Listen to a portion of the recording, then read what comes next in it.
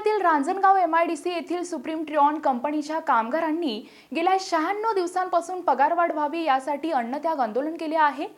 Supreme कंपनीमध्ये गेल्या 3 वर्षांपासून कंपनीने कामगारांसाठी कुठल्याही प्रकारची पगारवाढ केलेली नाहीये। कामगार कायद्याप्रमाणे 3 वर्षांनंतर कामगारांची पगारवाढ करणे बंधनकारक आहे, परंतु कंपनीकडून या कायद्याचे सरासरपणे उल्लंघन केले असून कायद्याविरोधात कामगारांनी 96 दिवसांपासून कंपनीमध्ये कुठल्याही प्रकारचे अन्न ग्रहण करायचे नाही असा निर्णय घेतला आहे। या आंदोलनासाठी भूमाता ब्रिगेडच्या अध्यक्षा तृप्तीताई देसाई यांच्यासह 50 पेक्षा जास्त कर्मचाऱ्यांच्या पत्नी व लहान मुले यांनी कंपनीच्या गेट समोर घोषणाबाजी करत व्यवस्थापनाचा जोरदार निषेध व्यक्त करून आंदोलन केले। या आंदोलनानंतर कंपनी गेटवर एकच गोंधळ उडाला। मी सिंधू थोरवे आणि 7 वर्ष झाले या कंपनीमध्ये काम करते, म्हणजे सुप्रीम ट्रूज मध्ये। तर 7 वर्षांमध्ये 1000 रुपयांनी सुद्धा असं पेमेंट वाढलेलं नाहीये। तर आम्हाला 10,000 पेमेंट आहे सुरुवातीपासून, आणि आता या 3 महिन्यापासून त्यातले सुद्धा 5,000 रुपये कंपनी कट करून घेते की काम करत नाही, नो वर्क नो पेमेंट दाखवून आमचं पेमेंट 5,000 रुपये कट करून घेते।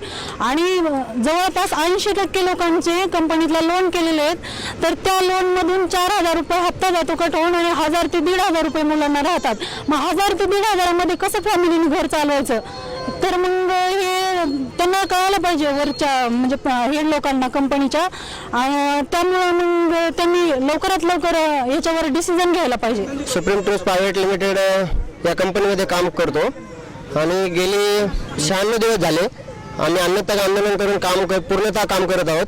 पण त्या काम करूनही आमचा जो व्यवस्थापन आम्हाला त्रास देत आहे, कपात करत आहे, तो कपात आमचा कुठेतरी थांबावा, आणि व्यवस्थापनाने आजपर्यंत कुठलीही दखल घेतलेली नाही। आणि ती दखल घेण्यासाठी आम्ही आज भूमाता ब्रिगेड समितीच्या अध्यक्षा तृप्तीताई देसाई यांना इथं आवाहन केलं होतं, तर त्यांनी बी आम्हाला सपोर्ट केला, त्यांचे मी आभार मानतो। कामगार आयुक्तांकडे कामगार जेव्हा या कंपन्यांसंदर्भामध्ये अर्ज घेऊन तक्रारी घेऊन जातात, तेव्हा कामगार आयुक्त हे कामगारांचे आयुक्त म्हणून नाही तर कंपनी मालकांचे आयुक्त म्हणून काम करतायत। अशा पद्धतीनं जे आहे ते काम चाललंय।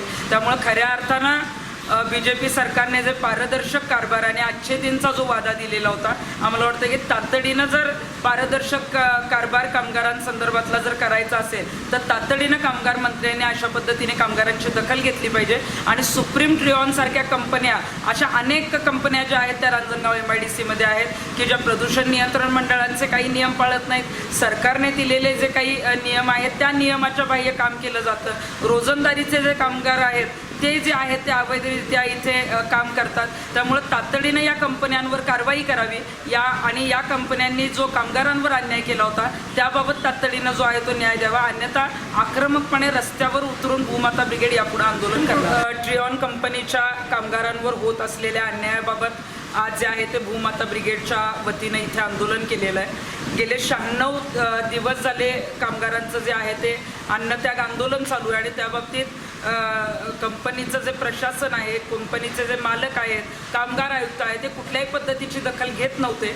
त्यामुळे कामगारांनी जे आहे ते आमच्याकडे मागणी केलेली होती, आणि त्यानुसार आज कंपनीचे जे कोणी हेड आहेत त्यांच्याशी मीटिंग करून जे कंपनीने आम्हाला एक 15 दिवसांचं आश्वासन दिलेलं आहे, आणि त्याच्यामध्ये कंपनीमधल्या कामगारांचं वेतन जे कट होतं त्या संदर्भामध्ये, कंपनीच्या कामगारांची जी पगारवाढ आहे त्या संदर्भामध्ये जे आहेत ते तातडीनं निर्णय घ्यावेत, आणि 19 तारखेपर्यंत जर पूर्णपणे ॲग्रीमेंट करून निर्णय घेऊन जर कामगारांना न्याय मिळाला नाही तर 20 तारखेपासून भूमाता ब्रिगेड स्टाईलने आक्रमकपणे जे आहे ते आंदोलन करण्यात येणार आहे।